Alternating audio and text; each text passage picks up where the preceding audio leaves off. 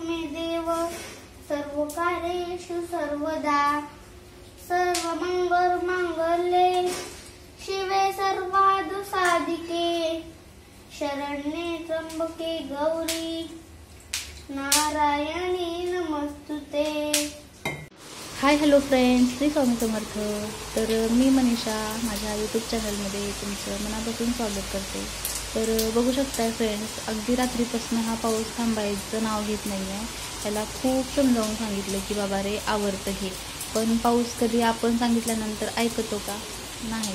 असं ऐकलं असता तर खरंच म्हणजे शेतकऱ्यांचं वगैरे खूप भलं झालं असतं। असो, तर देवांश करतोय देवपूजा आणि मग मी त्याच्यासाठी आवडीची भाजी करून घेते। तर आधीच माझा सगळा स्वयंपाक वगैरे पूर्ण झालेला आहे। बाकी दुसरी जी कामं होती ती सुद्धा पूर्ण झालेली आहेत, जी रोजची कामं असतात तीच। पण त्याला भाजी खायची होती, ही अख्खा हरभरा। तर त्याच्यासाठी ही भाजी बनवली। तर म्हटलं पावसा तुला किती पडायचं आहे तेवढं पड बाबा, आता काय करावं। म्हणून मग ही कपडे जे आहेत ते आतमध्येच स्टँडवरती सुकत घातलेले आहेत आणि सगळं माझं काम आवरून मी माझ्या शिलाईच्या कामासाठी बसलेली आहे। तर फ्रेंड्स, हा माझा पहिलाच व्लॉग आहे। तर तुम्हाला आवडतोय का आणि मी असे व्लॉग बनवावेत का हे पण मला कमेंट करून सांगा। तर फ्रेंड्स, इथे मला एक धोती कुर्त्याची ऑर्डर आलेली होती, तर तीच पूर्ण करते मी। तर अगदी लहान बाळासाठी ही धोती बनवायची आहे, 6 महिन्याच्या बाळासाठी धोती आणि त्याच्यावरती कुर्ता। तर त्यांना म्हणजे जन्माष्टमी तर झाली, पण आत्ता काय आहे तर म्हणजे त्यांच्या बाळाच्या अन्नप्राशनच्या कार्यक्रमासाठी त्यांना हे ड्रेस पाहिजे। तर तुम्हाला पण तुमच्या बाळाच्या अशा वेगवेगळ्या कार्यक्रमासाठी जर असे छान छान ड्रेस बनवून पाहिजे असतील तर मला नक्की कमेंटमध्ये म्हणजे सांगा। तर मी सुद्धा ऑनलाईन ऑर्डर घेते, तर तुम्हाला पाहिजे तशा ह्याच्यामध्ये छानपैकी ड्रेस तयार करून देते। तर इथे बघू शकताय खूप छान अशी ही धोती तयार झालेली आहे फ्रेंड्स। आणि आता ह्याला मॅचिंग असा कुर्ता तयार करणार आहे। तर कुर्त्यासाठी मी पदराचा भाग वापरलेला आहे। तर पदराचा भाग खूप छान आहे, सॉफ्ट आणि कॉम्बिनेशन पण छान दिसेल म्हणून कुर्ता पदराच्या त्या भागापासून घेतलेला आहे। तर अगदी छोटं बाळ आहे, त्याच्यामुळं मी काय केलेलं आहे म्हणजे डायरेक्ट मार्किंग न करता असं पेपर कटिंग करून घेतलेलं आहे। याचे मेजरमेंट वगैरे जर तुम्हाला पाहिजे असतील तर याचा जो डिटेल व्हिडिओ आहे धोती आणि कुर्त्याचा कटिंग स्टिचिंगचा व्हिडिओ मी अपलोड करेल, तर तो सुद्धा तुम्ही बघा, म्हणजे तुम्हाला मेजरमेंट वगैरे समजून जाईल। तर अगदी सोप्या पद्धतीने हा कुर्ता स्टिच केलेला आहे, कारण सुरू होतोय म्हणेपर्यंत लगेच संपतोय। तर इथे पॉकेट वगैरे लावायचं म्हणजे स्किप केलेलं आहे, कारण खूप कमी जागा आहे, कुठे लावणार ना पॉकेट। आणि 6 महिन्याचं बाळ कुठं त्या म्हणजे पॉकेटात हात घालणार आहे, त्याच्यामुळं मी ते नाही लावलं। तर अशा पद्धतीने हे कटिंग करून घेतलेले आहे, स्लीव्ज पण कटिंग करून घेतलेले आहेत आणि मेन जो भाग आहे तो पण कटिंग करून घेतलेला आहे। आणि आता इथे शिलाईचं काम चालू आहे।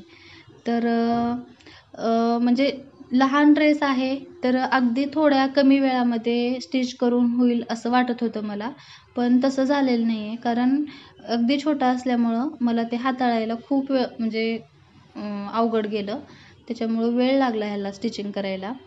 आणि बाकी म्हणजे वेळ लागतोच पूर्ण फिनिशिंग वगैरे द्यायला। तरी आता ह्याला अजून ते काय म्हणतात ओव्हरलॉक वगैरे करायचं राहिलेलं आहे। माझ्याकडे नाही आहे ओव्हरलॉकची मशीन, तर मला बाहेरून करून घ्यावं लागेल आणि मग नंतर पॅकिंग वगैरे करून पार्सल पाठवून द्यावं लागेल।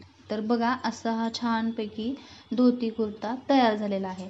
तर इथे मला कॉलर लावायची होती बरं का नेकला, पण एवढंसंच नेक आहे, ते कुठं धरता पण येईना झाला होता मला ते कुर्ता हातामध्ये, त्याला कुठं कॉलर लावू म्हणून मग त्याला गोट दिला आहे साधा। तर फ्रेंड्स, ते ड्रेस रेडी झाल्यानंतर मला 4-5 ड्रेस जे होते म्हणजे आपले कुर्ती होत्या त्याला फिटिंग करायच्या होत्या, तर ते फिटिंग करायला घेतलेलं आहे। खूप सोप्या पद्धतीने, म्हणजे ह्याच्यात काय असते फिटिंग करण्यामध्ये, कमी घालून बघायचं, जास्त झालं तर परत फिटिंग करायचं, म्हणजे एकदम सोपी पद्धत सांगते। नसेल तसं होत तर मग आपलं म्हणजे डायरेक्ट मेजरमेंट वगैरे करून आपण फिटिंग करू शकतो. तर सगळं काम झालेलं आहे माझं स्टिचिंगचं आज दिवसभरातलं. इथे हे कुर्ती घडी घालून ठेवलेल्या आहेत. तर पावसामुळं प्रचंड डोकं दुखत होतं. तर डोकेदुखीवरती सगळ्यात छान आणि रामबाण उपाय म्हटलं तर चहा. तर चहा पिलं की सगळी डोकेदुखी वगैरे गायब होते. तर मस्तपैकी गवती चहा टाकून चहा बनवलेला आहे. आणि मग मस्त पाऊस बघत हा चहा एन्जॉयसुद्धा केलेला आहे फ्रेंड्स. तर हा जो कप आहे ना, नाही का म्हाताऱ्या माणसाचं वगैरे ठरलेलं फुलपात्र वगैरे असतं बघा, म्हणजे प्रत्येक घरात तसं असतंच, म्हणजे आमच्या घरी तरी होतं तसं. हा माझा कप ठरलेला आहे. ह्या कपातनं चहा पिला आणि एवढा चहा पिला की मला असं छान छान वाटतं, माझी डोकेदुखी सगळी गायब होते. तर गवती चहाचा फ्लेवर खूप आवडतो मला, अद्रक गवती चहाचा. तर छानपैकी झालेला आहे चहा आणि तो मस्तपैकी मी एन्जॉय केलेला आहे. तर आता वेळ झालेली आहे दिवाबत्ती करण्याची. तर या पावसानं या काड्यांवरती सुद्धा अन्याय केलेला आहे. पूर्ण काड्या खराब झालेल्या आहेत, अशा लागतच नाही आहेत. त्याच्यामुळं मला गॅसवरून ते लावावं लागतं आहे. तर अशा पद्धतीने दिवाबत्तीसुद्धा करून झालेली आहे. तर आता त्याच्यानंतर मला रात्रीचा स्वयंपाक वगैरे करायचा असतो आणि उद्या काय स्टिचिंग करायचं आहे त्याची थोडीशी तयारी. तर असं दिवा वगैरे लावून कुंकू लावायला छान वाटतं. कसा वाटला हा व्लॉग नक्की सांगा.